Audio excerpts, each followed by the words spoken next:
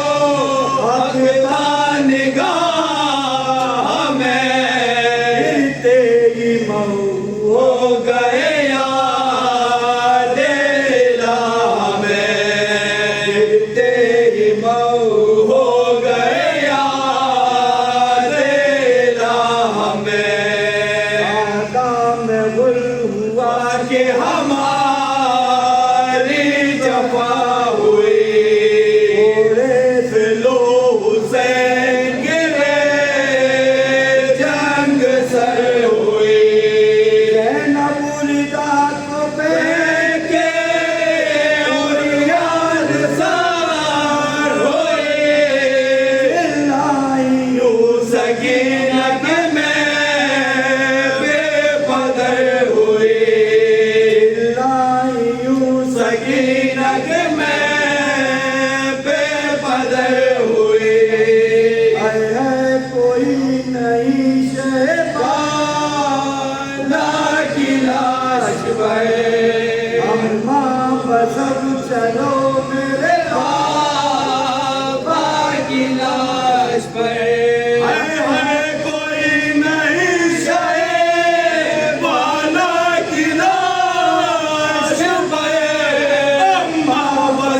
چلو میرے بابا کی لاش پر مسند شیخ لوٹتی تھی کوئی سوگوار ہائے ہائے کشور تھا کی قیامت کی آشکار چلاتی تھی کوئی میرے سید رے نثار چوری پہ آ کے گر پڑے سجاد نامدار چوری پہ آ کے گر پڑے سجاد نامدار الٹا مدن دفتر عالم الٹ دیا فرزان خیمگاہ کا پردہ الٹ دیا فرزان خیمگاہ کا پردہ الٹ دیا یہ ذوالجناح سیدانیوں نے علی ہے زین اور مادہ لہو سے لال گردن پہ اس طرح ہے کہ بگڑی ہوئی آیا اس طرح کھولتی ہے زنے سوگ بار بار اس طرح کھولتی ہے زنے سوگ بار بار ہوتا ہے وہ غم میں شاہ نامدار کے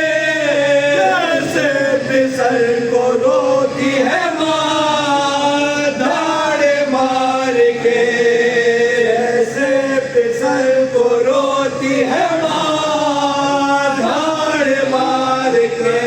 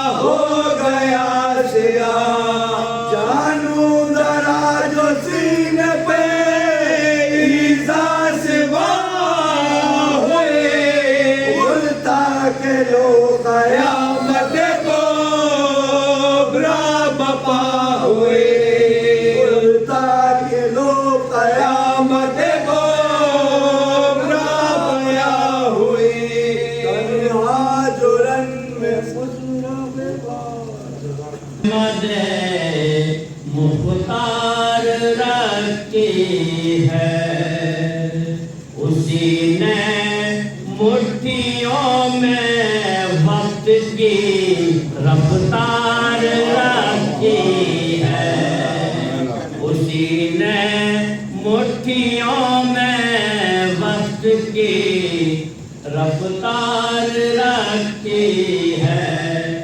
اگر مخزون غیبت کو سمجھنا ہو تو یوں سمجھو، خلاف صبر میں عباس کی تلوار رکھی ہے، خلاف صبر میں عباس کی تلوار رکھی ہے۔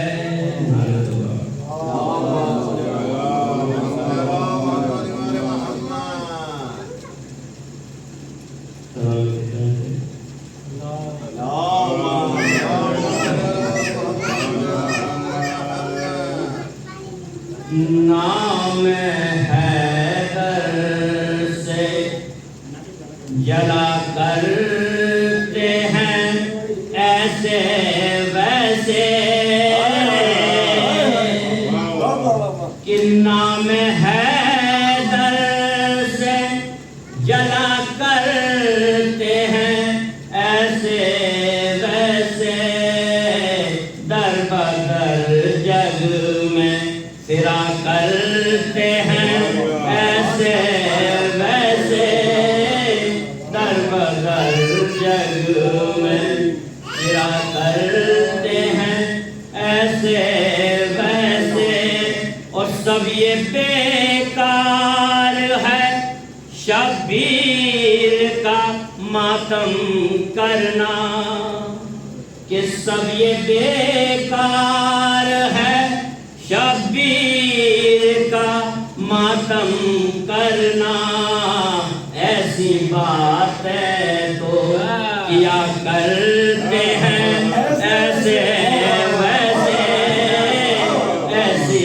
باتیں تو کیا کرتے ہیں ایسے ویسے، اور ہو نہیں سکتا غازی کو غنی کہہ دوں بھلا، کہ ہو نہیں سکتا میں غازی کو غنی کہہ دوں بھلا، راجنی تک تو کیا کرتے ہیں ایسے ویسے، راجنی تک تو کیا کرتے ہیں ایسے ویسے۔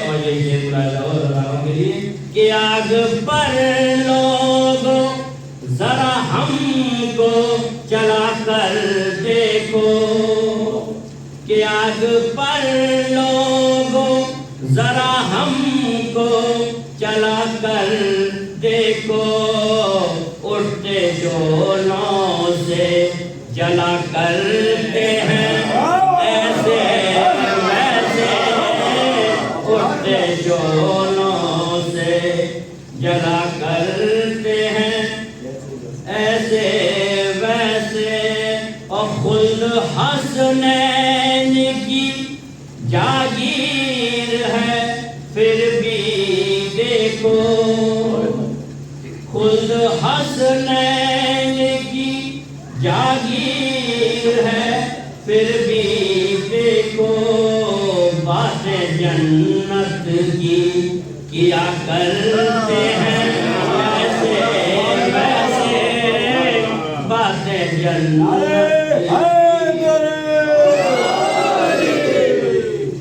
باتیں جنت کی کیا کرتے ہیں ایسے ویسے، اور کہہ دیا دار پہ میسم نے زبان دیتے ہوئے، کہ کہہ دیا دار پہ میسم نے زبان دیتے ہوئے، ہم نہیں ڈرتے ہیں ڈرا کرتے ہیں ایسے ویسے،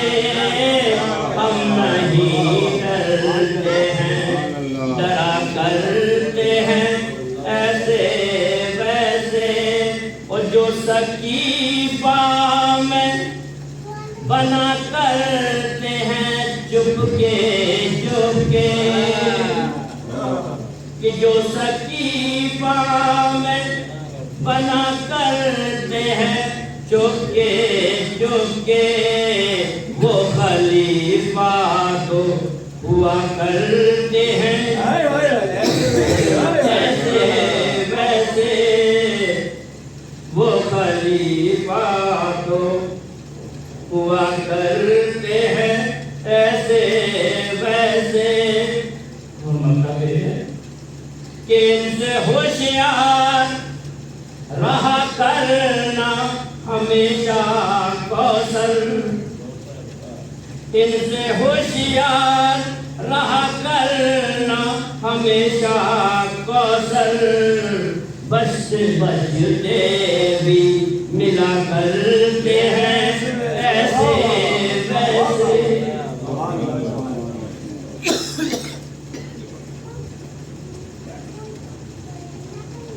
یزیدیت غم سرور پہ چھا نہیں سکتی یزیدیت غم سرور پہ چھا نہیں سکتی اور چراغ نور کو ظلمت بجھا نہیں سکتی اور شیخ نے فرمائے کہ حسین کہتے تھے وہ فدیہ عظیم ہوں میں حسین کہتے تھے وہ فدیہ عظیم ہوں میں کہ موت بھی میری ہستی مٹا نہیں سکتی کہ موت بھی میری ہستی مٹا نہیں سکتی آئیے ایک اور مہمان جو لذکیہ سے تشریف لائے ہیں جناب جابر صاحب ایرانی ان سے گزارش ہے کہ مائک پر آئیں اور کلام سے مومنیوں میں درست فرمائیں نعرہ سلوات نام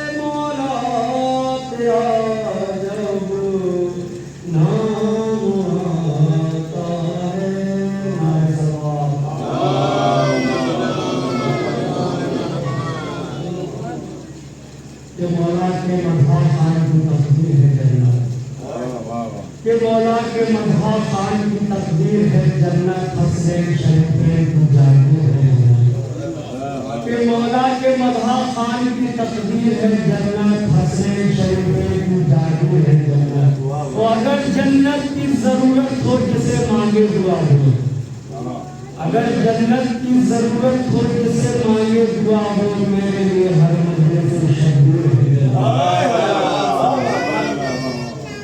کہ انتقام مہندی ابھی باقی ہے کہ انتقام مہندی ابھی باقی ہے ایک مچلتی ہوئی تلوار ابھی باقی ہے کہ انتقام مہندی ابھی باقی ہے ایک مچلتی ہوئی تلوار ابھی باقی ہے اور مرحب اثر کو یہ معلوم نہیں شاید کہ آخری حیدر کرنال ابھی باقی ہے نائے حیدری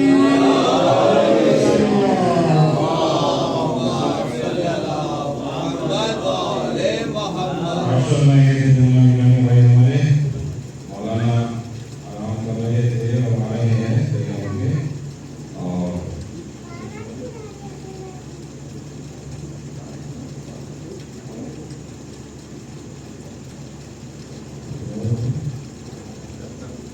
لامی صاحب کو گزارش کروں گا جو مہمان ہمارے واٹس تشریف ہیں آپ آئیں اور کلام کو ہونے میں محدود فرمائیں لامی صاحب پہلے سے تشریف ہیں درود امام زمانہ بلندر سلمان اللہم صلی علی محمد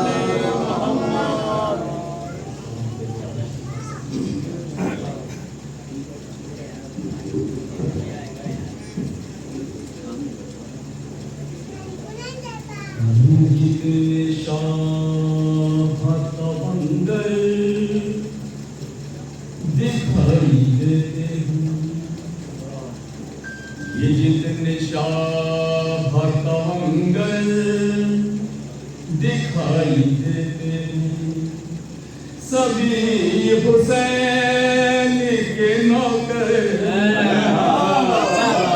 سبھی حسین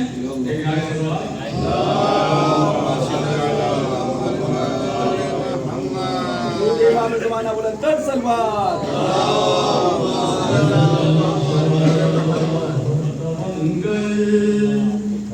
دکھائی دیتے سبھی حسین کے نوکر سبھی حسین کے نوکر دکھائی دیتے ہیں یہ جتنے شاہ توانگر دکھائی دیتے اور پکارتی ہے سخاوت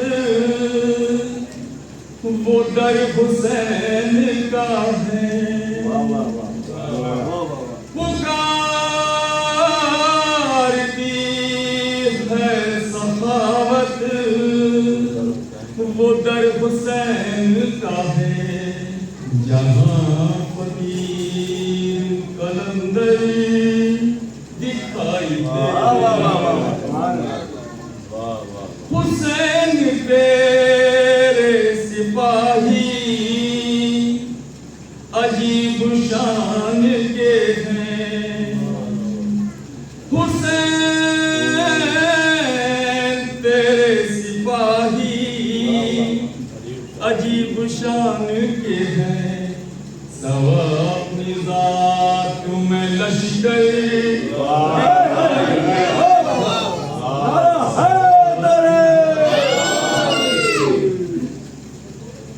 علی کے در کے گداگر بھی معجزہ گئی ہیں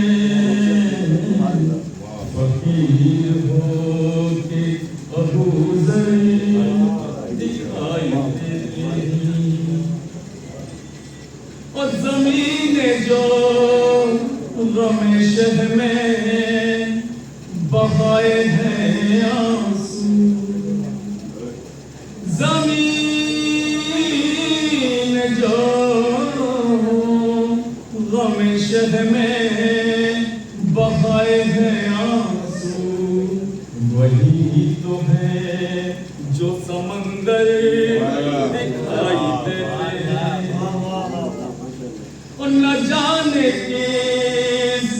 بنی ہے یہ خاک کرب و بلا نہ جانے کس سے بنی ہے یہ خاک کرب و بلا یہاں کے ذرے بھی گوہر دکھائی دیتے ہیں سبھی حسین کے نوکر سبھی حسین کے نوکر دکھائی دیتے ہیں یہ جتنے شام تونگر دکھائی دیتے ہیں اللهم صل على محمد. میری گزارش ہے آپ حضرت تشریف لائیں تو بہتر رہے گا. نعرہ حیدری حیدری آواز بلند پنجت علی سلمان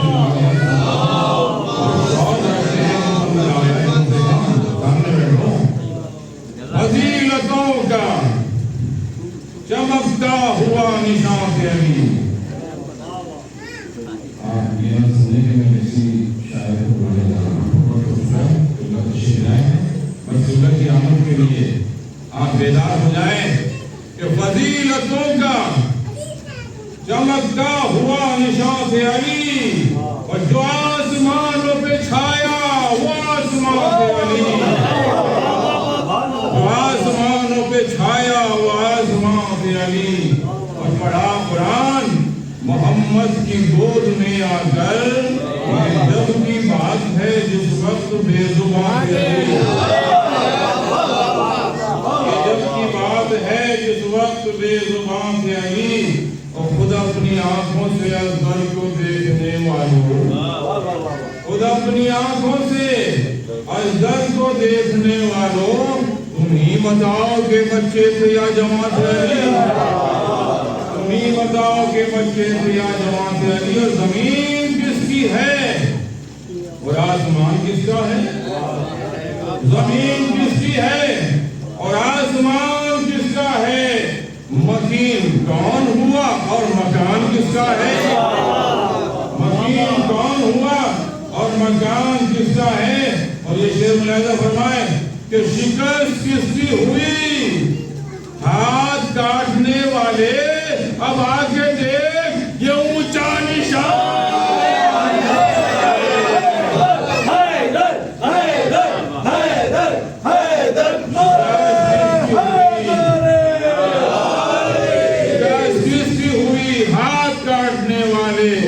اب آگے دیکھ یہ اونچا نشان کس کا ہے آئیے نشان کے زیر سایہ گزارش شدار ہوں اپنے برادر عزیز مکرم محترم قدیم اہل بیت عالی جناب مولانا نظر عباس صاحب شکر سے کہ وہ مجلس سے خدا فرمائیں. آپ کا بڑا احسان ہے کہ جب مومنین بہت پر نوجوانوں بہت پر اور یہ حقیقی جواب کو یاد کرتا ہے تو آپ ہمیں وقت دیتے ہیں اس کے لیے ہم پورے مومنین کی طرف سے مومنین کی طرف سے آپ کو تہہ دل سے شکر گزار ہیں. نعرہ سلوات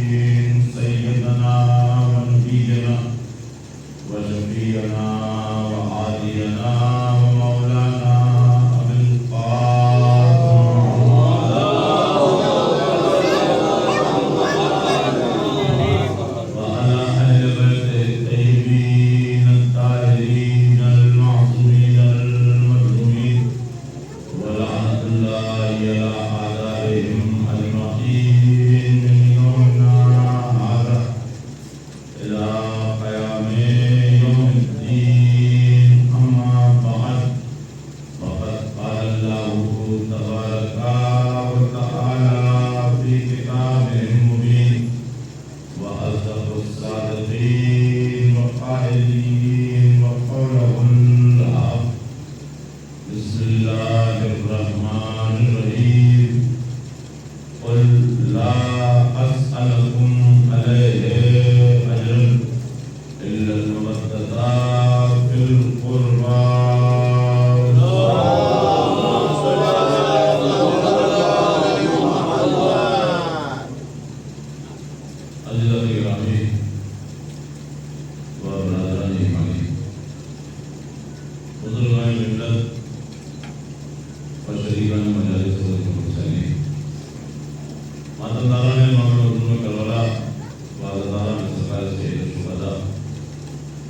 کرم ہے حضرات تعالی ناصرین علیہ السلام کا اور خصوصی صدقہ جزاتی علیہ السلام علیہ کہ جن کی محبت اور جن کی مدد کے ذریعے سایہ ہماری زندگی کا یہ سفر، ہماری زندگی کا یہ کارواں رواں تمام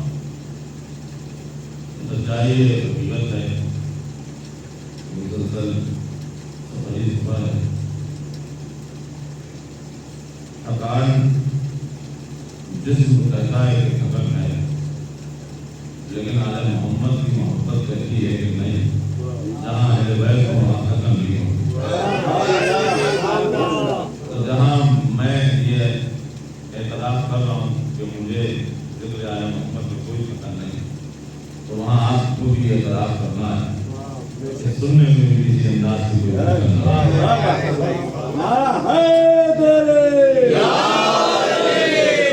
اس لیے ہر جگہ اور اکثر جہاں بھی مجالس ہوتی ہیں الحمدللہ یہاں بھی تشریف فرما.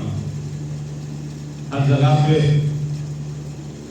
اس سال میں نے ایک پیغام ضرور دیا، وہ یہ ہے کہ دیکھیے جب فرش ادا پوچھ جائے تو فرش ادا پوچھنے کے بعد آنے میں کسی طریقے کی کوئی تاخیر نہ کیا کیجیے. فرش ادا کریں، فرش ادا اس لیے کہ گھر سے کہہ کے مجلس کو تو نکلنا اور لیکن اس فرش ادا تک آ جانا یہ بڑا کمال ہے. گھر سے نکلنا کمال نہیں، فرش ادا تک آ جانا کمال ہے. تو بس یہی کمال حاصل کرنا ہے، اس لیے کہ گھر سے چلے فرش ادا تک، اور فرش ادا تک آنے میں نہ جانے کتنی رکاوٹیں آئیں. اس لیے یاد رکھیں یہ جو فرش ادا ہے یہ فقط بچھی ہوئی قالین نہیں، حقیقت میں یہی صراط المستقیم ہے. شیطان یہ وعدہ کر چکا ہے، کہہ کے آیا ہے اللہ میں صراط مستقیم پر رکھوں گا، صراط مستقیم پر رکھوں گا. اور ایک معصوم کی حدیث ہو سکتی مثال کا ہمارے نوجوانوں کو خصوصی طور سے جیسے مجلس ہوتی ہے اکثر جگہ دیکھتا ہوں یعنی کہ صاحب مجلس ہو رہی ہے موبائل لیے بیٹھے، مجلس ہو رہی ہے موبائل لیے بیٹھے، موبائل چل رہا ہے مجلس بھی ہو رہی ہے. ارے بھائی آپ یہ بتائیں کہ پھر فرش ادا کرنے کا فائدہ کیا ہے؟ آپ آئے اور آپ نے موبائل چلایا یا بیٹھے تو موبائل گھر بیٹھ کے چلائیں، اس فرش ادا کریں. آپ یہ بتائیں کیا نماز میں کوئی ایسی حرکت کی جا سکتی ہے کہ نماز آ رہی پڑھ رہے ہوں اور آپ موبائل آ کے ہم فون پہ بات کر لیں؟ تب تک کے ساتھ نمازی نہ ہوئی. عزیزوں وہ عشق خدا ہے، یہ عشق حسین ہے، دونوں عبادتیں ہیں. اگر درمیان میں کوئی بھی ایسی شے آ گئی تو وہ عبادت بھی باطل ہے، یہ عبادت بھی باطل ہے. ایک صلوات پڑھتے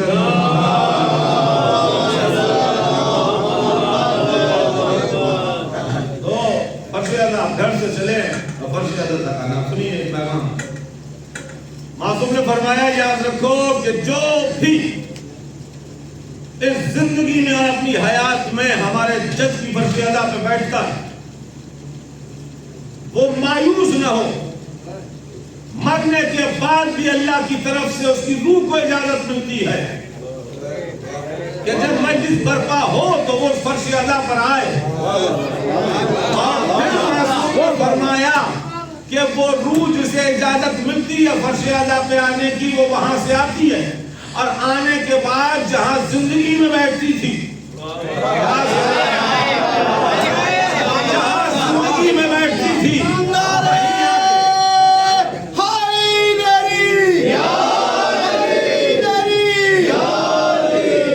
جہاں زندگی میں بیٹھتی تھی وہاں مرنے کے بعد بھی آ کے وہیں بیٹھے گی جہاں زندگی میں بیٹھ کے ذکر آل محمد سنا. جو ممبر کے قریب بیٹھا تھا وہ ممبر کے قریب آ کے بیٹھے گا, تو فرش اعلیٰ پہ درمیان میں بیٹھے تھا وہ درمیان میں بیٹھے گا. یعنی جو جگہ زندگی میں اس کی تھی جہاں وہ بیٹھتا تھا ذکر آل محمد فضائل و مصائب سنتا تھا. اجازت یہی ہوگی تو اپنی جگہ پہ جا کے بیٹھ. اس لیے فرش اعلیٰ کی اہمیت زندگی میں شاید سمجھ میں نہ آئے مگر مرنے کے بعد ضرور سمجھ میں آئے گی. جب ارواح یہاں پہ آئیں گی اور آ کے دیکھیں گی کہ یہاں پر ہم نہ بیٹھے ہیں, آدم بھی بیٹھے ہیں, نوح بھی بیٹھے ہیں, ابراہیم بھی بیٹھے ہیں, اسماعیل بھی بیٹھے ہیں, یعقوب بھی بیٹھے ہیں. ابھی وہ پھر معصوم فرماتے ہیں کہ جو جہاں بیٹھتا تھا وہ وہیں پر بیٹھے گا, وہ وہیں پر بیٹھے گا. بھائی آپ مت اٹھ کے جائیے گا, یا تو بیٹھیے گا یا اٹھیے گا.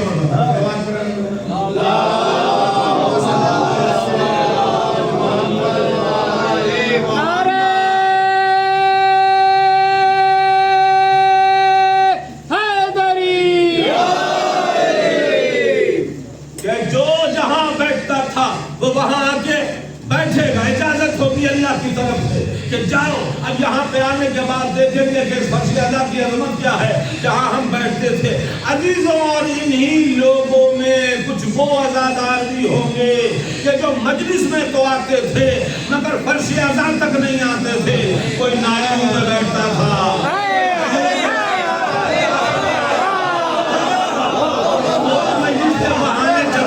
بیٹھتا تھا, مجلس ہوتی رہتی تھی. اب ان کی روحیں بھی آئیں گی. جب ان کی روحیں بھی آئیں گی کہیں گے مالک اجازت دے دے کہ ہم بھی فرش اعلیٰ پہ چلے جائیں. قدرت آئے گی. اگر زندگی میں فرش اعلیٰ پہ بیٹھا ہوتا تو مرنے کے بعد بھی فرش اعلیٰ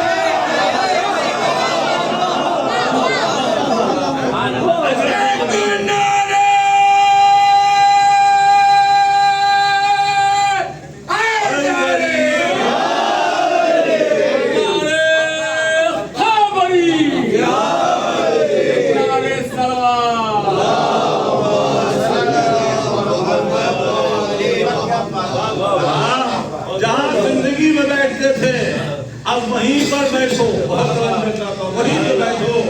اب یاد رکھنا جوانوں یاد رکھنا, مجلس ہو تو نالیوں میں نہ بیٹھیے گا. مجلس ہو تو چبوتروں پہ بیٹھ کے موبائل نہ چلائیے گا. اس لیے کہ یہ معاملہ جب سمجھ میں آئے گا, ابھی سمجھ میں نہیں آئے گا. تو جب بھی فرش اعلیٰ بچے اور بلایا جائے تو آنے میں تاخیر نہ کرو.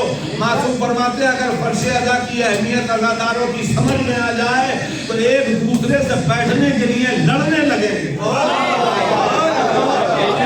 اعلیٰ کی عظمت, اس فرش اعلیٰ کا مقام, اس فرش اعلیٰ کی منزلت بالکل الگ ہے. ہم اسے سمجھ رہے ہیں کہ یہ ایک عام سا کپڑا ہے, کا نہیں, یہ عام سا کپڑا نہیں ہے. یہ آپ جب تک یہ بازار میں تھا کوئی بھی لے جا سکتا تھا. میرا دل یہ کہتا ہے شاید جب بھی کوئی حسین کا عزادار علم کے لیے یا فرش اعلیٰ کے لیے کپڑا لینے دکانوں میں جاتا ہوگا تو یہ کپڑے زمانے پہ زبانی میں ضرور فخر کرتے ہوں گے اب میرا مقدر بننے والا ہے.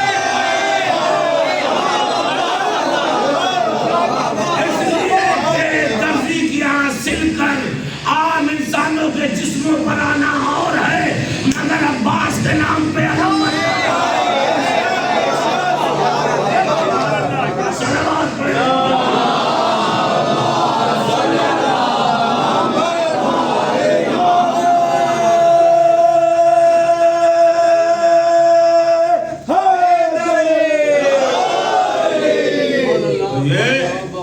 یہ ہے صراط مستقیم. اور بڑا کمال ہے, صراط مستقیم ہے. سرکار رسالت ماں کی وزیر صاحب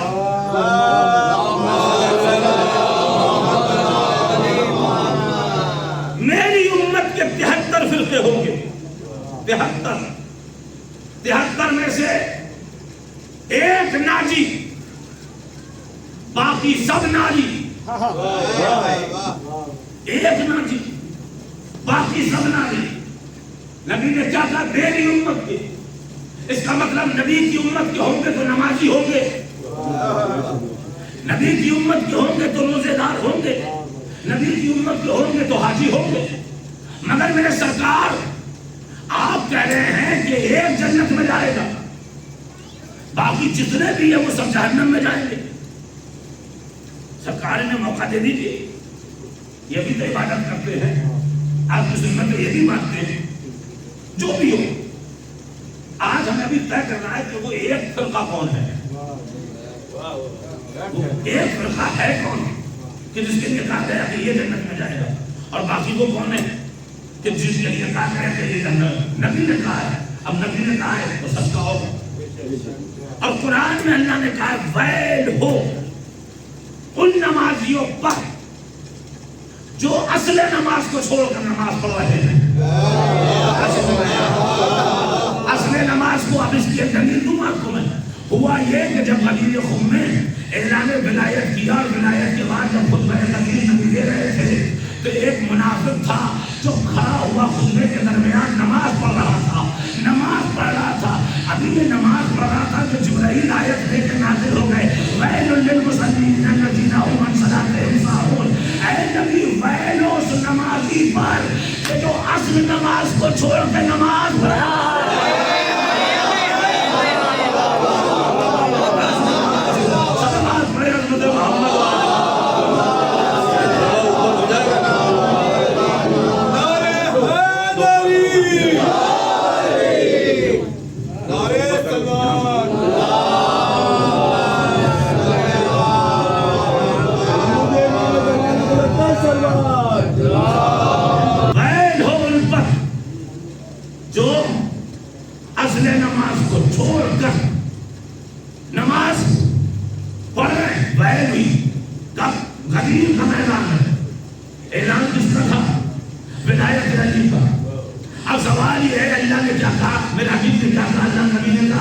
امت کے 73 فرقے، 73 میں سے ایک جنت میں جائے گا، 72 تو ہوں گے جو جنہیں نجات میں، 72 ہوں گے۔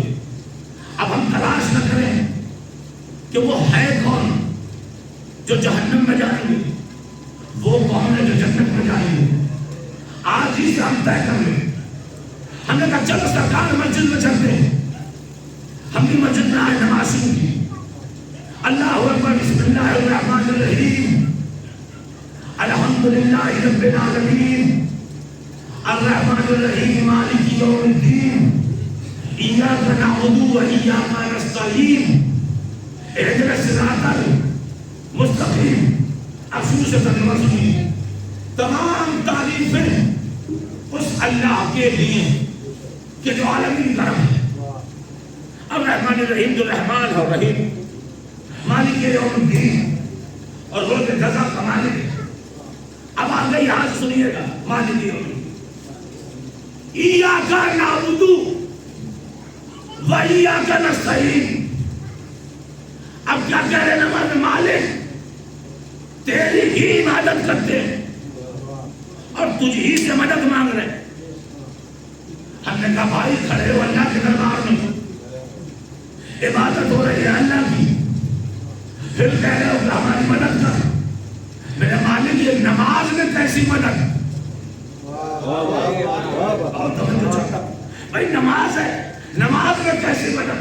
نماز میں کیسی مدد مانگی جا رہی ہے کہ ہماری مدد کر، تو تیری عبادت کرتے اور تو ہی مدد کرنے والا ہے، تو ہی ہماری مدد کر۔ ہم نے کہا پروردگار یہ مدد کائے کی مانگ رہے ہیں؟ اللہ نے کہا آگے سنو، اہدنا الصراط المستقیم، اہدنا الصراط المستقیم۔ عزیزوں اب یہاں پر ترجمے بدل گئے، اب یہاں پر ترجمے بدل گئے۔ ایک فرقے نے کہا مالک ہمیں صراط مستقیم پر قائم رکھ، ایک نے کہا مالک ہمیں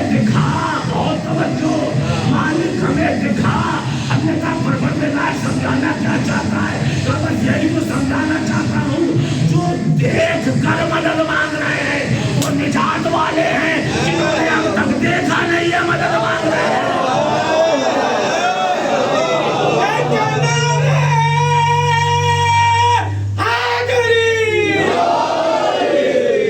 ایک صلوات پڑھیں محمد محمد.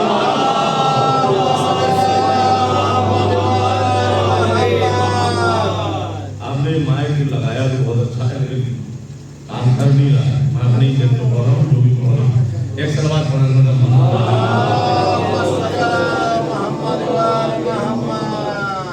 کیا کہا؟ ایک ترجمہ یہ ہے کہ ہمیں سیدھا راستہ دکھا. ایک یہ ہے ہمیں قائم رکھ. ہمیں قائم رکھ. سیدھے راستے پر قائم رکھ.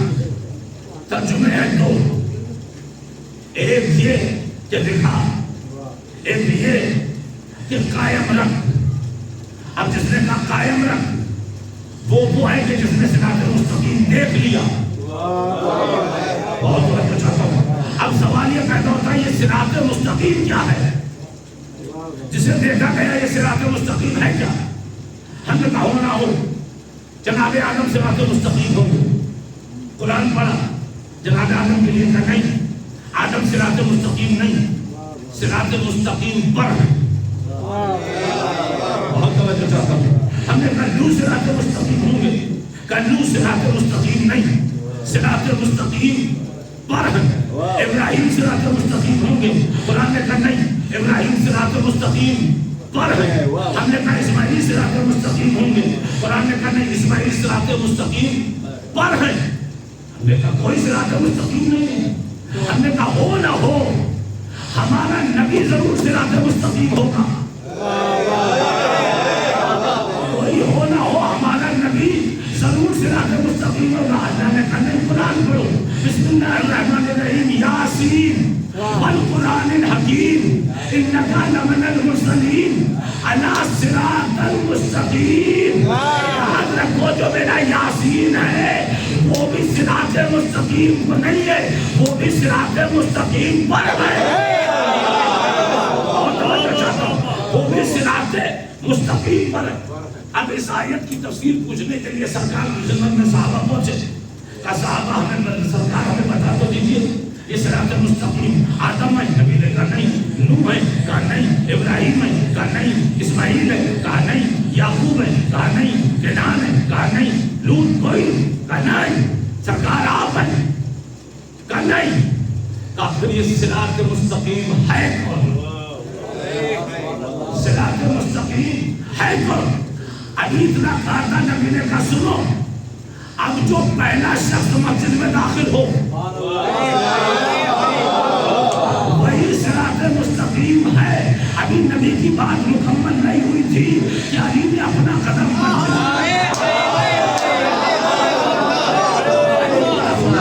مسجد میں رکھا. نبی نے کہا یہ ہے صراط مستقیم. صحابہ نے کہا سرکار اور کوئی برداشت کر لیجیے. کہا میں قیامت تک بتائے دیتا ہوں, لاکھ کہیں کھڑے ہو تم علی کو دیکھنا.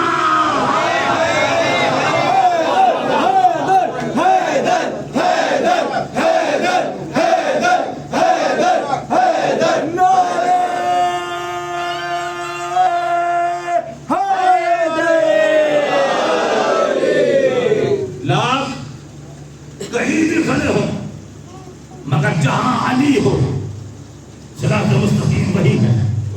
جہاں علی صراط مستقیم وہی. اب ہم نے کیا کہا مالک ہمیں صراط مستقیم پر قائم رکھنا. قائم رکھنا قائم رکھنا اسی لیے تو کہہ رہے کہ ہم نے صراط مستقیم دیکھ لیا ہے. اب میں نے پوچھوں کہ آپ نے کب دیکھا صراط مستقیم؟ آپ نے کب دیکھا؟ تو شاید جواب ملے ہم غدیر کے اندھے نہیں والے ہیں. ارے ہم نہ دیکھیں گے تو کون دیکھے گا؟ نبی غدیر میں دکھا رہا تھا, ہم دیکھ رہے تھے.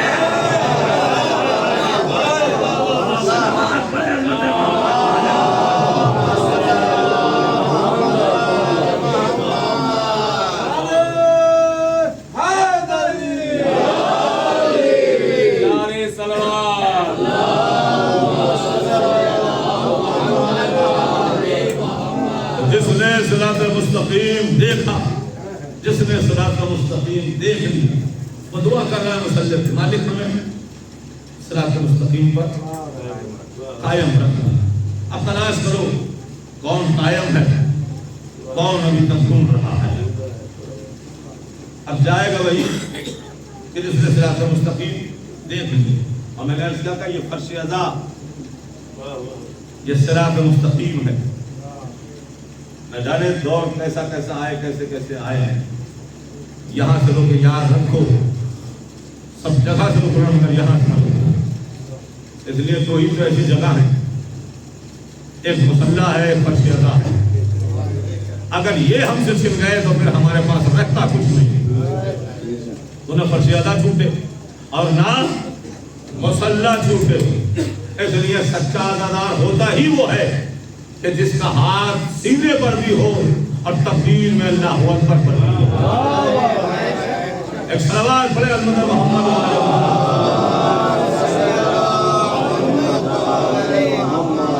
عزیزان محترم. صراط مستقیم یہ اور ہم الحمدللہ صراط مستقیم پر ہیں.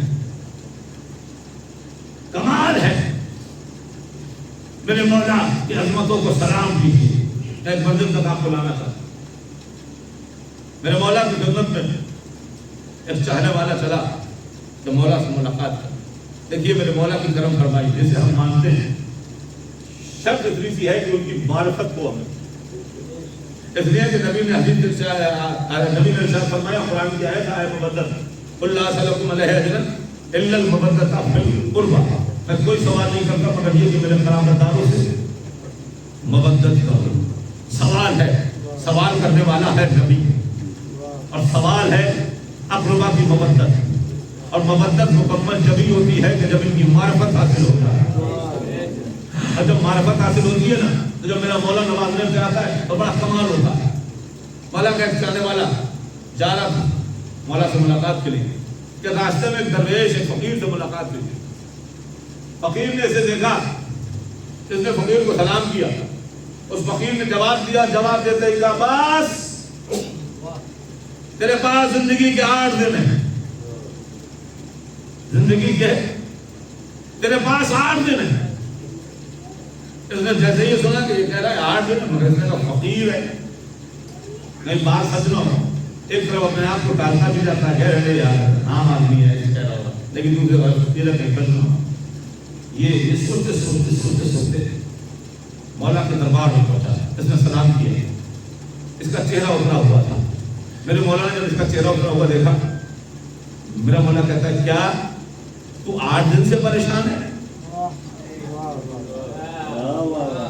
تم 8 دن سے پریشان ہے؟ مولا نے کہا 8 نہیں 4 دن. کیا سن رہے ہیں؟ 8 دن نہیں کل 4 دن. اب جیسے مولا نے کہا 4 دن, یہ خوشی سے قدموں میں گر گیا. مولا اس پہ یقین نہ تھا, اب یقین ہے. اس پہ یقین نہ تھا, جانب ڈول تھا, مگر اب آپ نے کہا 4 دن تو اب معاملہ طے ہے کہ 4 دن میں میں چلا جاؤں گا. مگر اتنا کہنے کے بعد کہا مولا مجھے کوئی تکلیف نہیں, اس لیے مجھے معلوم ہے, مجھے یقین ہے کہ جس مولا کو زندگی میں دیکھ رہا ہوں اس مرنے کے بعد بھی دیکھوں گا. مولا یہاں رہوں یا وہاں رہوں مجھے کوئی غم نہیں, مگر پھر بھی مولا میرے دل میں حاجت ہے. کیا کہ مولا میں مرنا نہیں چاہتا.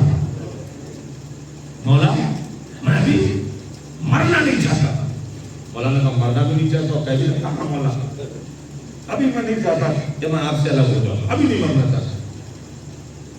4 دن کہے کہ مولا نے, ابھی کہتا مولا میں نہیں چاہتا کہ میں مجھے ابھی موت آتا. مولا نے کہا ایک کام کر, دن تو تیرے پاس چاہیے, ابھی 4 دن میں ایک کام کر, تو ابھی یہاں سے نکل اور فلاں شہر میں جا. اور ایک شخص ہے اس کے دروازے پہ جا کے دستک دینا اور اس کا تو مہمان ہو, اور مہمان ہو یعنی اس کی بیٹی ہے تو اس کی بیٹی سے شادی کر دیں. اس نے کہا جی مولا اجازت دی, اجازت دے کے وہاں سے چلا اور وہاں سے چلنے کے بعد اس شہر میں پہنچا. اور جب شہر میں پہنچا 1 دن گزر گئے. صبح پہنچتے اس نے دستک دی, دروازہ کھلا, کہا میں علی کا چاہنے والا ہوں. اس نے اسے مہمان بنایا. جب مہمان بن گیا وہ میزبان ہو گیا, سب کچھ ہوتا رہا. جب کھانا وانا دسترخوان اڑ گیا, اس نے کہا میرے دل میں ایک خواہش ہے. کہا خواہش کیا؟ کہ میں چاہتا یہ ہوں کہ تیری بیٹی سے شادی کروں. اب یہ کہتا میں تجھے جانتا نہیں, میں تجھے پہچانتا نہیں, تیرا تعلق کہاں سے ہے؟ مہمان تھا, میں تیرا میزبان بن گیا, تو میری بیٹی سے رشتہ باندھنے لگا. اور اس نے کہا نہیں نہیں, میں چاہتا ہوں کہ تم میری شادی اپنی بیٹی سے کرو. اس نے کہا ایک کام کر, مجھے 4 دن کا موقع دے. یہ کہتا وہ 4 ہی دن تو میرے پاس نہیں ہے. یہ کہتا ہے وہ 4 ہی دن تو میرے پاس نہیں ہے. اس نے کہا 2-4 دن کرنا, بالکل نہیں, آج ہی جواب دیجیے. اب یہ گیا اپنی بیٹی کے پاس ترجمہ کیا کہ وہ تو ایسا ایسا کر رہا ہے. اہلیہ کہتی ہے بھائی کر دو, کیا بہتر ہے, اچھا خاصا لگ رہا ہے, خوبصورت بھی ہے, ساری چیزیں ہیں, ہمیں رشتہ تلاش کرنے بھی نہیں جانا پڑے گا, کر دو شادی. معاملات طے ہو گئے, اگلے روز شادی ہو گئی. اب سمجھے گا میرا مولا, جب شادی ہو گئی نا, شادی ہونے کے بعد یہ اپنی زندگی گزارنے لگا. وقت گزرتا رہا, 4 دن گزر گئے, 8 دن گزر گئے.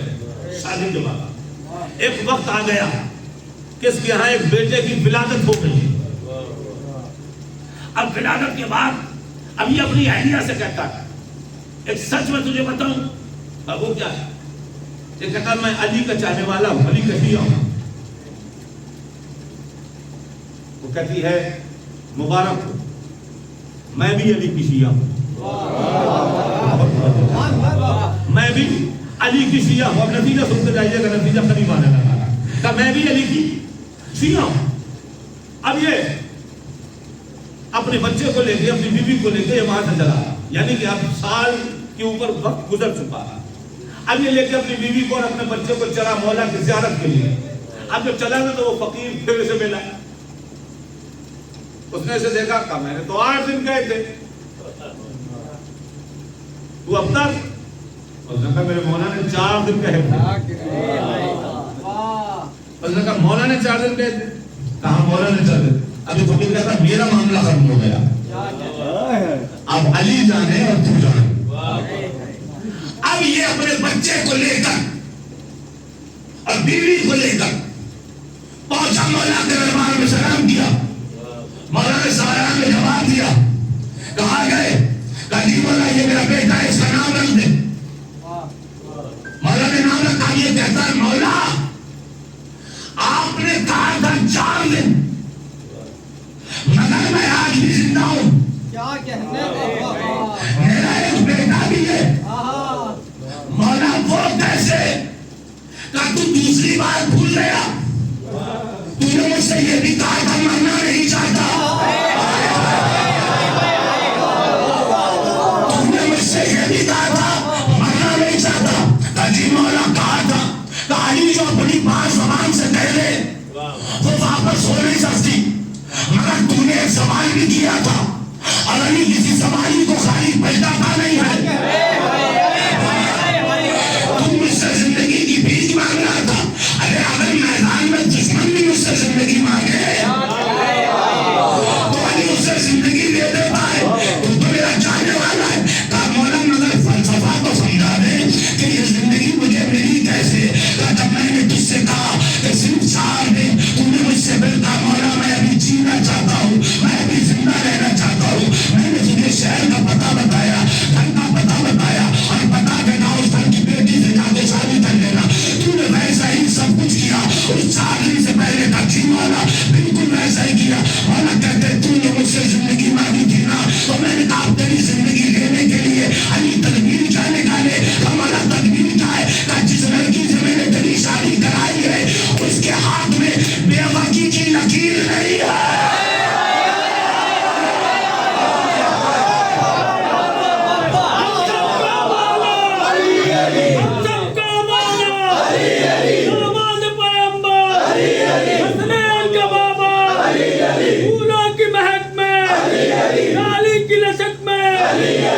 مل کر بولو نبیوں سے بہتر, نبیوں سے بڑھ کر. نعرہ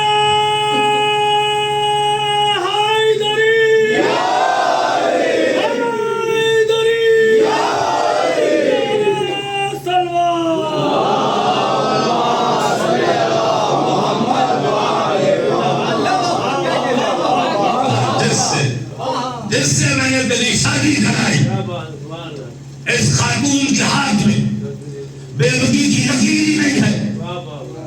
جب اس کے ہاتھ میں بےبکی کی لکیر ہی نہیں ہے تو تیری زندگی تمہیں سے بڑھ گئی۔ کیا کہنے میرے مولا نے کیا انداز سے زندگی دی ہے؟ کہ تیری زندگی تو 4 دن تھی، تیری زندگی تو 4 دن تھی۔ ہم نے یہاں پہ ایک پیغام نہ دے دوں، نوجوانوں یاد رکھیے گا، اپنے اپنے گھر میں اپنی بیویوں کی بڑی قدر کیا کیجیے، اس لیے کہ ہو سکتا ہے یہ زندگی وہی ہو جو علی نہیں ہے۔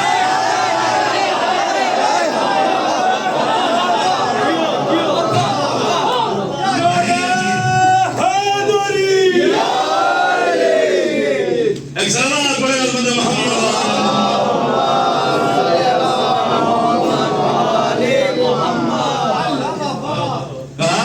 اس کے ہاتھ میں بےبکی کی لکیر نہیں۔ میں نے کیا کہا؟ محبت، اور وہ بھی معرفت کے ساتھ ہو۔ جب معرفت کے ساتھ ہو تو پھر جب نمازنے پہ آتے تو بڑا کمال نماز تھے۔ جب معرفت آ جائے، اور یاد رکھیے گا جس کے پاس معرفت آ جائے نا تو وہ خیمہ دشمن کا ہی ہو، مگر معرفت میں ڈنڈی نہیں مارتا۔ اٹل ہے تو اٹل ہے، پکا ہے تو پکا ہے، اور اس کے لیے یقین دلاؤں دربار یزید کا، دربار یزید کا، مگر اس دربار میں بھی معرفت والے ہیں۔ اب سنیے میں یہاں سے شاید کچھ نئی گفتگو ہو، آج کے سلسلے کی آخری بات بھی ہوگی اور شاید کوئی نتیجہ ہو۔ سنیں خورم صاحب، ایک سوال ہے، وہ سوال یہ ہے کہ کربلا کے میدان میں جہاں یزید نے 6 مہینے کے لیے سر کو نہیں چھوڑا، اس نے سید سجاد کو کیوں چھوڑا؟ یہ سوال ہے۔ جس نے 6 مہینے کے بچے کو نہ چھوڑا، اس نے سید سجاد کو کیوں چھوڑا؟ یہ سوال ہے۔ اب اس کا جواب تلاش کر دو۔ اس لیے کہ چوتھے امام ہے، جوان ہے، امام ہے، مگر وہ زندہ ہے۔ کیوں چھوڑا؟ اب وہ سنیے کیوں چھوڑا۔ جب ذات سرکار رسالت معاذ وکیل صاحب ہجرت کے بعد مکے میں آئے، فتح مکہ کے بعد جیسے ہی مکے میں داخل ہوئے تو نبی سفید پرچم لے کر داخل ہوئے، سفید پرچم لے کر داخل ہوئے۔ سفید پرچم ہے امن کا پیغام، امن۔ جیسے ہی نبی داخل ہوئے، وہ لوگ جنہوں نے نبی کو ستایا تھا، انہوں نے نبی کو دیکھا کہ نبی سفید پرچم لے کے آئے، اب تک دہلے ہوئے تھے، اب خوش ہو گئے کہ نبی کچھ ہمارا بگاڑنے نہیں آیا بلکہ ہمیں امان دینے آیا ہے۔ اب یہ خوش ہوئے۔ اب انہوں نے طریقہ یہ کیا کہ جب سرکار آ کے بیٹھ گئے تو نبی کی خدمت میں آتے تھے اور آ کے کہتے تھے سرکار ہم نے آپ کو بڑا ستایا۔ کوئی آ کے کہتا تھا ہم نے پتھر مارے، سرکار آپ رحمت للعالمین ہیں، ہمیں معاف کر دیں۔ رحمت کے چہرے پر مسکراہٹ آتی تھی اور نبی مسکرا کے کہتے تھے جا میں نے تجھے معاف کیا۔ لوگ آتے تھے جو جو کیا تھا وہ بتاتے تھے، اور نبی ہر ایک سے کہتے تھے جا میں نے تجھے معاف کیا، جا میں نے تجھے معاف کیا۔ سب سے نبی یہ کہہ رہے تھے۔ یزید کا دادا ابو سفیان تھا۔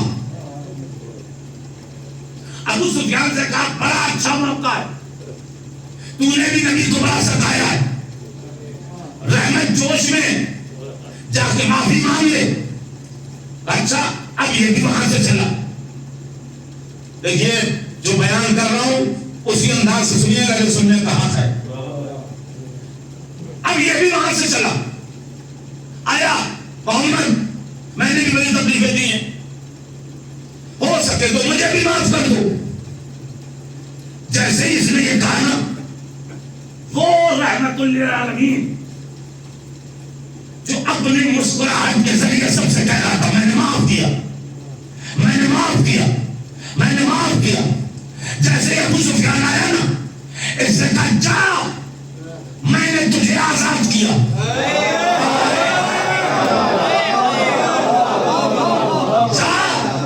میں نے تجھے آزاد کیا. آزاد کیا.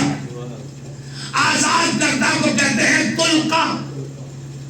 جی طلقہ، یہ جملہ بھی یاد کریے گا، طلقہ آزاد کردہ. اس وقت کا آزاد کرنا کوئی شرف نہیں تھا بلکہ سب سے بڑا عیب تھا. اگر کوئی کسی کو آزاد کر دے، سرکار نے کیا کہا جا میں نے تجھے آزاد کیا. اب یہ وہاں سے ملاتا ہوا چلا اور ابو سفیان کہتا کاش محمد میرے سر و تن میں جدائی کر دیتا مگر مجھے آزاد نہ کرتا. محمد نے بڑی صلاح دے دی، کاش میرے گردن میں الگ کر دیتا مگر مجھے آزاد نہ کرتا. اب یہ خبر عام ہو گئی کہ نبی نے ابو سفیان کو آزاد کیا. اب معلوم ہے ہوا کیا؟ جب یہ گلیوں میں نکلتا تھا نا مکے کی، تو مکے کے بچے تالی بجا بجا کے کہتے تھے وہ جا رہا ہے جسے محمد نے آزاد کیا ہے. دیکھو وہ جا رہا ہے جسے محمد نے آزاد کیا تھا. لوگ اسے چھ بچے سے چھیڑنے لگے، آزاد کرتا آزاد کرتا. اس سے یہ بڑی کھلی. اس نے اپنی اولاد کو وصیت کی تو سنو مجھے تلواروں سے، خنجروں سے، نیزوں سے کوئی گھبراہٹ نہیں، کوئی شکوہ نہیں، مگر محمد نے میری زندگی میں ایک ایسا کام کر دیا جو رہتی دنیا تک کے لیے میرے لیے لعنت سے کم نہیں. کہ وہ کیا؟ کہ محمد نے مجھے آزاد کیا اور میں تمہیں وصیت کرتا ہوں جب تک تم میں سے کوئی بھی ایک محمد کے گھرانے کے کسی فرد کو آزاد نہ کرے گا تب تک میری روح کو سکون نہ ملے گا. میری روح کو سکون جب ملے گا کہ جب محمد کے گھرانے کے کسی ایک فرد کو آزاد کر دو تب مجھے سکون ملے گا کہ آزاد کر دیا. اور کہا سنو یہاں سے نکل جاؤ جہاں جہاں اسلامی حکومت ہے، اس لیے یہ ہمیں نہ جینے دیں گے. ایسی جگہ بسو کہ جہاں اسلامی حکومت نہ ہو. انہوں نے جا کے شام میں اپنا بسیرا کر لیا، وہاں جا کے رہنے لگے. حکومت چلنی شروع ہوئی ان کی. پہلی کوشش کی گئی علی کے سامنے کہ ہم کسی صورت سے علی کو گلے میں لے آئے اور اپنے باپ کا بدلہ لیں، علی کو آزاد کر دے. مگر علی ان کے ہاتھ نہ چڑھے. بات دورانے بڑی. سرکار امام حسن کا دور آ گیا. انہوں نے کہا امام حسن کا دور آیا، لاؤ اب ہم حسن کو اپنے گھر میں لے کے آئے. مگر حسن بھی امام تھے، سلو کر کے ان کے سارے پلان پر فیل کر لیا. سلو کر کے ان کے سارے پلان پر پانی میرے مولا نے پھیر دیا. آگے بات بڑھتی چلی گئی، آ گئی سرکار امام حسین تک. اب آ گئی بات سرکار امام حسین تک. اب جب سرکار امام حسین تک آئی، اب اس نے سوال کیا بیعت کا. یہ بیعت نہیں تھی، کام وہی چل رہا تھا جو وصیت تھی نا، کوشش وہی تھی کہ وصیت پوری کی جائے. اس نے بیعت کا سوال کیا. حسین کے سامنے بیعت کا سوال آیا. میرا مولا تھا حکیم الامت. حکیم الامت، جس کے ہاتھ میں پوری انسانیت کی جان تھی. اب اس وقت اس حکیم کے سامنے اس وقت کا سب سے بڑے اور خطرناک وائرس کا نام تھا یزید. اب ایک اچھے حکیم کے لیے ضروری ہے کہ وائرس بھی مٹ جائے اور انسانیت کو نقصان بھی نہ ہو. کیا کہنے، وائرس بھی مٹے، انسانیت کو نقصان بھی نہ ہو. اس نے پہلا کام کہاں کیا؟ مدینے میں. حسین نے مدینہ چھوڑا، مکے یہ مکے تک آیا، حسین نے مکہ چھوڑا۔ اچھا اب یہ بات یاد رکھیے گا، کربلا 2 منصوبوں کا نام ہے، 2 منصوبوں کا۔ ایک منصوبہ ہے یزید کا، ایک منصوبہ ہے حسین کا۔ یزید کا منصوبہ یہ ہے کہ حسین قتل بھی ہو جائے اور میرا نام بھی نہ آئے،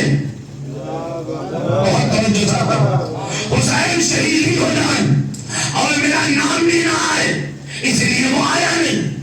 مگر حسین کا منصوبہ الگ ہے، حسین کا منصوبہ یہ قتل بھلے ہی ہو جاؤں مگر اب تک کے جتنے قاتل ہیں سب کو بے نقاب کر دیا۔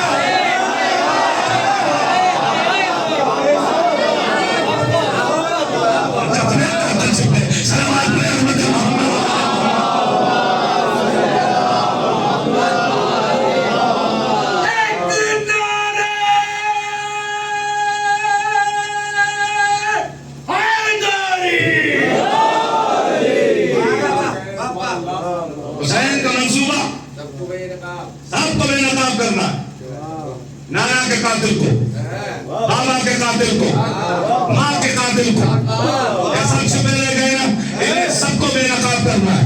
اور سنیے یزید کا پہلا منصوبہ کیا تھا؟ میرا نام نہ آئے، حسین قتل ہو جائے۔ مگر حسین نے جیسے ہی مکے کو چھوڑا، حج کو عمرے میں تبدیل کیا، جیسے ہی چھوڑا لوگوں نے سوال کیا کعبے کا مالک کعبے کو چھوڑ کے کیوں گیا؟ حقیقت کعبہ نے کعبہ کیوں چھوڑا؟ لوگوں نے سوال کیا۔ اب جب سوال کیا نا تو اس کا کوئی جواب بھی دیا جائے گا نا، تو ان لوگوں نے جواب بھی دیا۔ چھوڑنے کی وجہ یہ تھی کہ یزید نے قاتل بھیج رکھے تھے، کیا سن رہے ہیں آپ؟ یزید نے قاتل بھیج رکھے تھے کہ خانہ کعبہ میں خون بہہ جائے۔ حسین نے کعبے کی اور انسانیت کی حرمت کو بچانے کے لیے کعبے کو چھوڑ لیا۔ یزید کی پلان کیا تھا؟ میرا نام نہ آئے، حسین قتل بھی ہو جائے۔ مگر حسین کا منصوبہ الگ تھا کہ میں قتل بھی نہ ہوں گا اور تجھے مکے میں ہی نامزد کر دوں گا۔ اپنی شہادت سے پہلے حسین نے مکے میں یزید کو نامزد کر لیا کہ قاتل یزید ہے۔ لوگوں نے بتایا نا کہ یزید نے بھیجا۔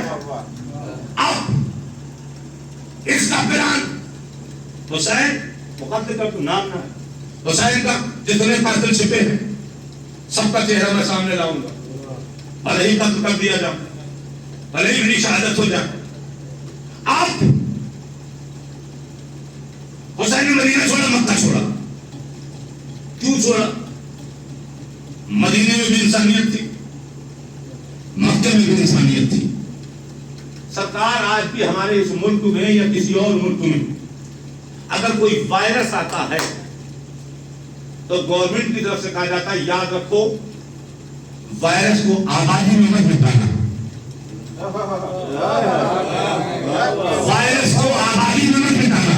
اس لیے آبادی میں مٹایا تو وائرس مٹ تو جائے گا مگر اپنا اثر ضرور چھوڑ کے جائے گا۔ کیا وائرس مٹ تو جائے گا مگر اپنا اثر چھوڑ کے جائے گا۔ اس لیے وائرس کو میدان میں مٹاؤ تاکہ مر بھی جائے، اس کا اثر بھی نہ رہے۔ بس حسین نے یہی کہا کہ اس وقت سے سب سے بڑا وائرس شدید ہے، کربلا کا میدان چنا، انسان میں جاؤں گا، انسانیت بھی بچ جائے گی، یقینیت بدلا۔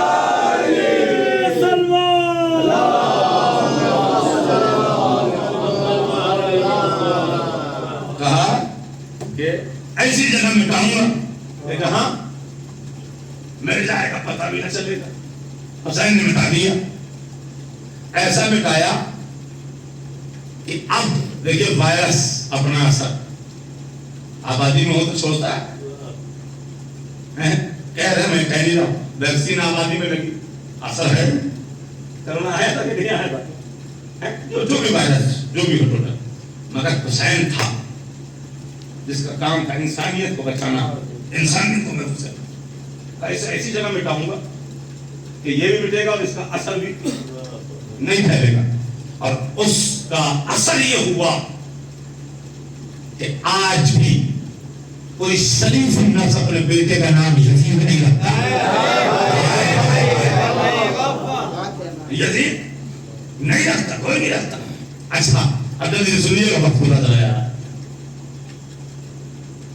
اب حسین نے مکہ چھوڑا، کربلا آ گئے، اس کا کیا ہے؟ حسین بیعت کر لیں، حسین نے بیعت نہیں کی، حسین نے بیعت نہیں کی، سر و تن میں جدائی تو ہوئی، مگر سر و تن میں جدائی کے بعد بھی حسین نے پیغام دیا، جملہ سنتے جائیے، کربلا کے میدان میں یا یوں سنیے، جب سے دنیا قائم ہوئی ہے تب سے لے کر کربلا تک موت نے سب کو مارا، موت نے سب کو مارا، کبھی موت کو بھی کسی نے مارا؟ کبھی موت کو بھی کسی نے مارا؟ حسین نے کہا کربلا میں تمہیں بتاؤں گا، اگر شمر کا خنجر چلنے کے بعد میری زبان خاموش رہے تو موت نے مجھے مارا۔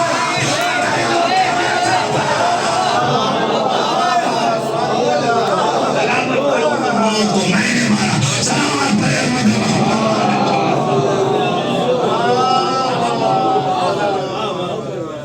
پر سناٹے کو سلامت بھیجیے آپ۔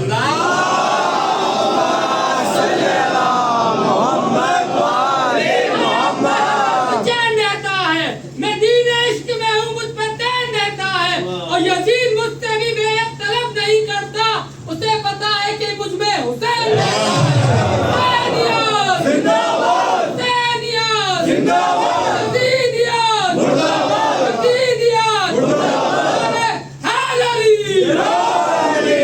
اور یزید ہے کون کہ حسین دین ہے میرا، حسین ایمان ہے، ہزار بار کہا ہے، مزید کہتا ہوں، جو رد و بدل مقصد حسینی میں میں اپنے وقت کا اس کو یزید مقصد حسینی سلوات پر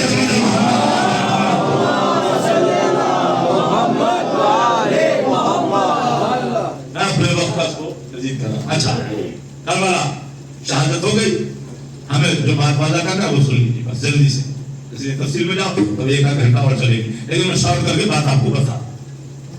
شہادت ہو گئی مولا کی، شہادت کے بعد سوال یہ ہے کہ جس نے اصغر کو نہیں چھوڑا اس نے چوتھے امام کو کیوں چھوڑا؟ یزید نے عمر سعد کو یہ تحریر لکھ کے دیا تھا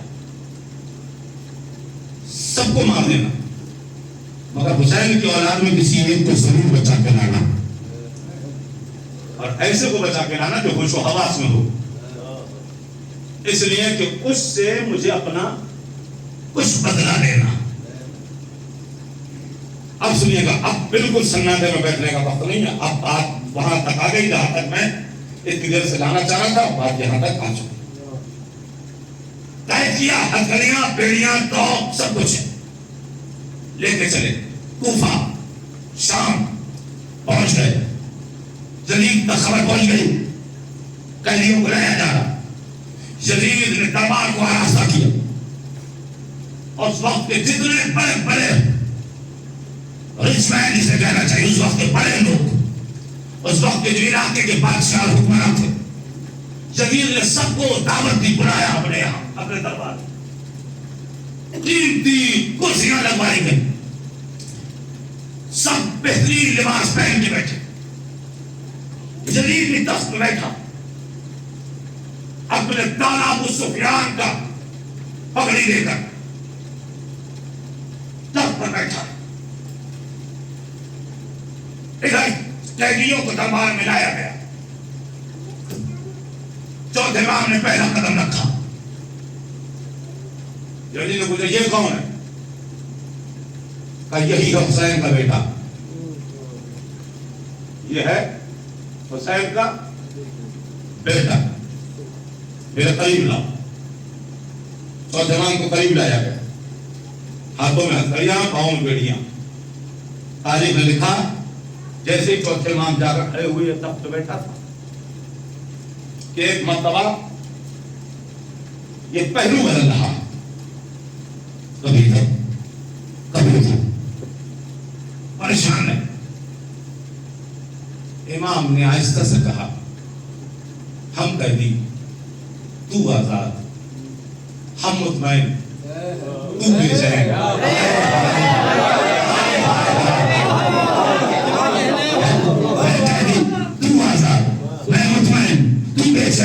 شاعر محمد فخری مدنی نے کہا کہ تینوں خنجر تھک گئے، شمشیروں نیزے تھک گئے. تینوں خنجر تھک گئے، شمشیروں نیزے تھک گئے. ہے سفر میں کربلا، باطل کے حربے تھک گئے. ہے سفر میں کربلا، باطل کے حربے تھک گئے. ہے سفر میں کربلا، باطل کے حربے تھک گئے. ارے تھام کر بیڑی کہا یہ عابد بیمار نے، ارے ہم تو چل کر آئے ہیں.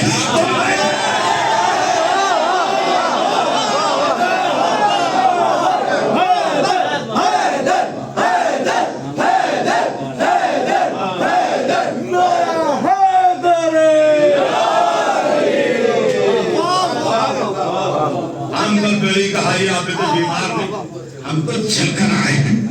تم بیٹھے بیٹھے یزید تخت پر بیٹھا، اس نے دائیں بائیں سب کو طرف دیکھا، ہلکی سی مسکراہٹ آئی. وہ سپنا، وہ خواب، وہ وصیت جانے کب سے جو اس کے شکم میں پل رہی تھی، سید سجاد کے آتے ہی اس وصیت نے انگڑائی دی. انگڑائی لے کے وہ چلی، لنس پیپروں تک آئی. پیپروں سے چلتے چلتے حلق تک آئی. حلق تک، حلق سے زبان تک آئی. اب میری محنت آئے گا نہ جائے، زبان تک آئی. ابھی زبان سے جملہ نکلنے والا ہی تھا کہ علی کی شیر دل بیٹی زینب نے سید سجاد کو 2 قدم پیچھے ہلایا، خود 2 قدم آگے بڑھی اور پلٹ کے جملہ کا یبنت تلقا.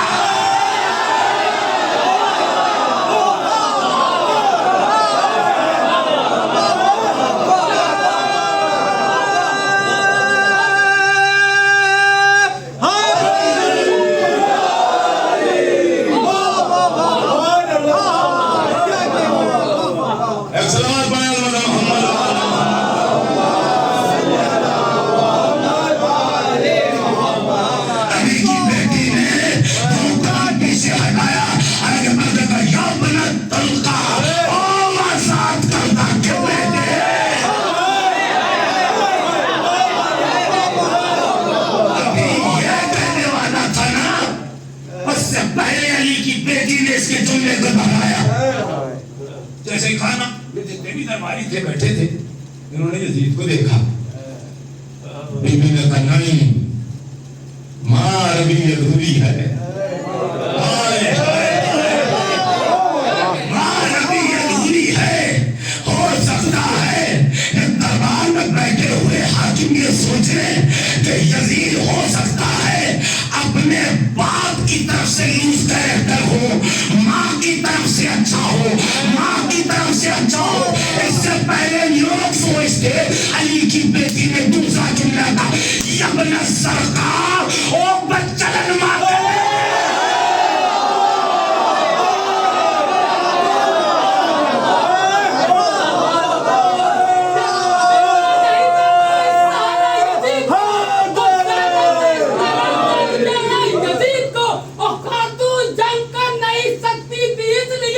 خطبہ کی ذوالفقار سے مالا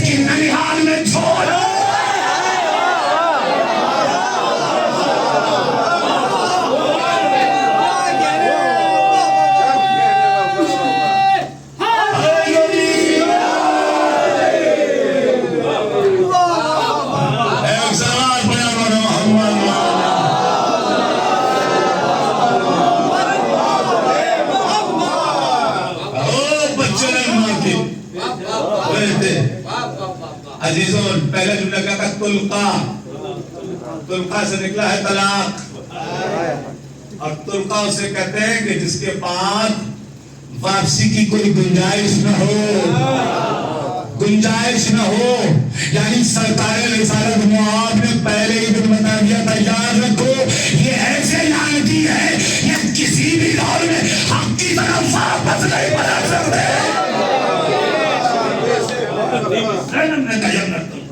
اب جیسے ہی علی کی بیٹی نے جملہ کہا نا, آج کے سلسلے کی آخری بات سنیے.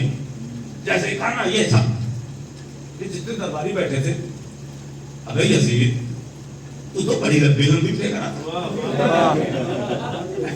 اب تو سمجھ رہے کہ بڑا شان والا ہے تو.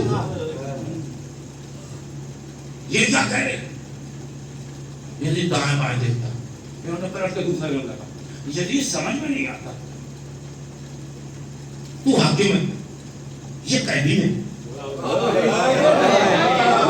تو حاکم ہے یہ قیدی ہے. میں نے کیا کہا تھا جہاں سچی معرفت ہو دربار کسی کا ہو. اب سنیے گا وہ جملہ اب آ رہا ہے وہاں پہ جہاں سے میں نے بات شروع کی تھی. کیا کہا تو حاکم ہے یہ قیدی ہے, مگر ہمیں ایسا لگ رہا ہے جیسے یہ قید ہو کے آزاد ہے. تو آزاد ہو کے قید ہے, تو مجھے قید نہیں کر رہا, یہ تجھے قید کر رہے ہیں. ابھی اتنا جملہ کہا ہے تو میں تمام دربار میں سے ایک اٹھا اور ان نے کہتا ہے یہ ملعون کچھ بول ہی نہیں سکتا, اس لیے جو بول رہی ہے وہ شجرہ طیبہ سے ہے.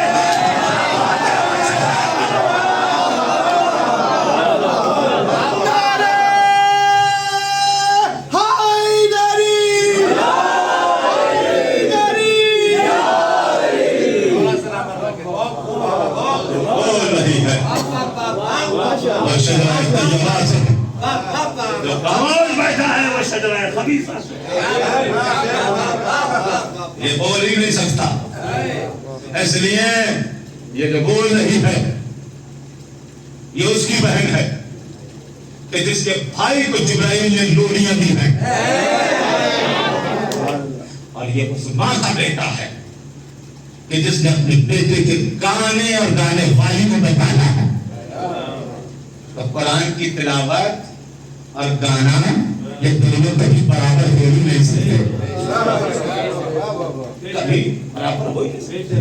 یہ حسین کی بہن, یہ علی کی بیٹی, یہ فاطمہ کی بیٹی. مقصد صرف اتنا سا تھا آزاد کر, مگر علی کی بیٹی نے نبوت کی لاج دربار یزید میں رکھی. شریعت کی محافظہ کا نام ہے زینب. اور آج ہم یہاں الوداعی فرصت دینے کے لیے بیٹھے.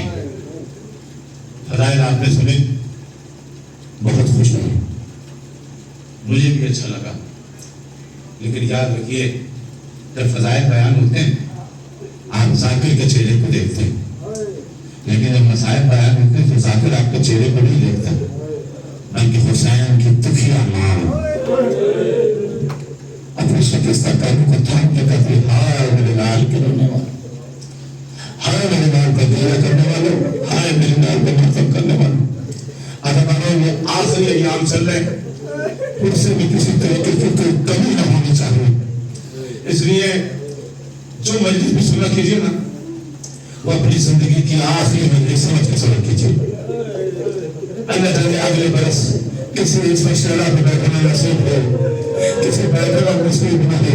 اس لیے بیٹی سے بچی ہی دعا کر کے بیٹی ہماری زندگی کا آخری درسہ سمجھ کے ہم اپنے بیٹے کے لیے ہمارے آنسوؤں کا نذرانہ لے لیں. اس لیے جب ادا کا رخصت کا وقت قریب ہے, یہ سال بھر تو منائیں گے ہم, اور گر مر گئے تو یہ ہوگا عالم ہائے افسوس جی بھر کے روئے نہ. آپ کی آوازیں بلند ہو گئی, خدا ان آوازوں پر رحمت نازل کرے. کوئی غم نہ دے سوائے اپنی مظلوم کربلا. عزیزانو آخری الوداعی مجلس ہے نا, بس چند جملے سن لیجیے گا, گریہ ہو جائے, ماتم ہو جائے بی بی کے لال کا, بس یہ کافی ہے. عزیزانو سنیں گے روایت میں یہ ملتا ہے کہ جب رہائی کا حکم ملا نا تو جب بیمار امام کو طلب کیا گیا, جب بیمار امام وہ بلایا گیا اور امام کے ہاتھوں میں ہتھیلیاں تھی، پاؤں میں بیڑی، تو کے سلاسل میں لپٹا ہوا میرا امام. جیسے امام کے لے کر یزید کے دربار میں بلایا کہ مصر میں کپڑ بردگار میرے بھتیجے کی خیر ہو. اللہ جانے کون سا نیا ظلم ہوگا. علی کے چوتھے امام دربار میں پہنچے. یزید کہتا ہے ہم نے تمہیں رہا کر دیا، اب چاہے یہاں رہ جاؤ، اب چاہے مدینے واپس چلے جاؤ. چوتھے امام کہتے ہیں پہلے میں اپنی پھوپھی سے پوچھوں، اس لیے میری پھوپھی جو کہیں گے وہ ہم کریں گے. عزیزوں چوتھے امام کی ہتھیلیاں اتاری نہیں تو جتنا بھی زیور تھا میرے کا سب اتار دیا گیا. میرا امام وہاں سے چلا. جناب زینب نے دیکھا کہ بھتیجا گیا تھا تو بیٹے کا زیور کرنے تھا، آیا ہے تو اب آزاد ہے. ایک مرتبہ جناب زینب نے پوچھا بیٹا سجاد خیریت تو ہے؟ سیدنا سجاد نے کہا یزید کہہ رہا ہے چاہے یہاں رہ جاؤ چاہے مدینے چلے جاؤ. کیونکہ اللہ آپ کی کیا رائے ہے؟ ایک مرتبہ جناب زینب کہتی ہے یزید سے جا کے کہنا ابھی ہم اپنے والوں کا ماتم نہیں کر سکے. جدید سے دے دو کہ ایک گھر خالی کرا دے کہ جس میں ہم اپنے والوں کی فرش عذاب بچھا لے. عذاب چوتھے امام نے کہا جی بھی ابھی منظر دیکھے. جیسے ہی جناب زینب نے کہا جا کے یزید سے کو چوتھے امام یزید کے دربار کی طرف جب چلنے لگے ابھی چند قدم بڑے تھے کہ جناب زینب نے روکا بیٹا رک جا. سیدنا سجاد نے کہا جی بھی اماں. جناب زینب نے کہا بیٹا اب تک تیرے دور تھا، اب تک تیرے لمبے تھا، اب تک تیرے ہتھیلیاں تھی، میرے سمجھ میں آتا تھا تو کمر جھکا کے چلنا تھا. بیٹا کمر کیوں جھکا کے چلنا ہے؟ سیدنا سجاد نے کہا بھی اماں ارے میری کمر سے سیدھا نہیں ہو جاتا.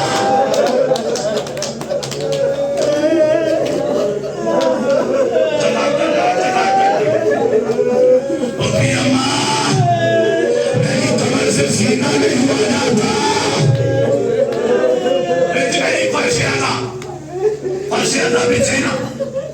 اب لٹا ہوا مال آنے لگا. لٹا ہوا مال آیا. سب سے پہلے چادریں آئی. چادریں آئی ہے جو بیوی کی چادر لی گئی. لگائی تھی ملتا ہے کہ ایک ننھی سی چادر آئی. آپ سمجھ رہے ہو کس کی چادر؟ صاحب آ گیا اولاد ہے نا اپنی بیٹی کو بگا کر رکھیے گا. یہ اس کی چادر ہے. ہم چادر کہتے کہتے دنیا سے چلی گئی. ننھی سی چادر سکینہ کی چادر آئی تو ننھے گوشوارے آئے. سیدنا سجاد نے کہا پھوپھی اماں میری بہن کی چادر مجھے دے دو، یہ گوشوارے مجھے دے دو. علی نے چوتھے امام نے چادر لی، گوشوارے لیے، خانے صاحب کی طرف چلے. ننھی سی قبر کے قریب جا کے بیٹھے. سکینہ کی تربت میں چادر بنانا دونوں بندوں کو لگا. سکینہ تیری چادر بھی آ گئی، تیرے بندے بھی آ گئے. سکینہ سے آواز آئی اے بھائیا کیا میرا چچا باز آ گیا.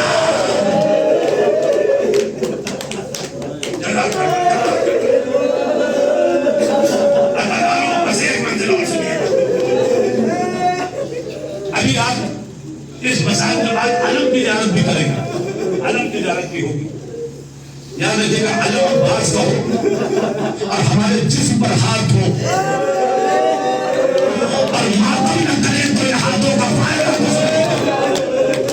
جب علم آئے گا تو دل کھول کر ماتم کیجیے گا اور ماتمین تیار ہوگا. اللہ تعالیٰ مانا چکا سلائے مبارک آنے لگے. ایک ایک سر آتا رہا. پوری تفصیل نہ بڑھ لگائی جو ملتا ہے. اکبر کا سر آیا. جیسے ہی اکبر کا سر آیا میں سور اٹھا. ہم سبھی یہ پیغمبر علی اکبر کا سر آیا.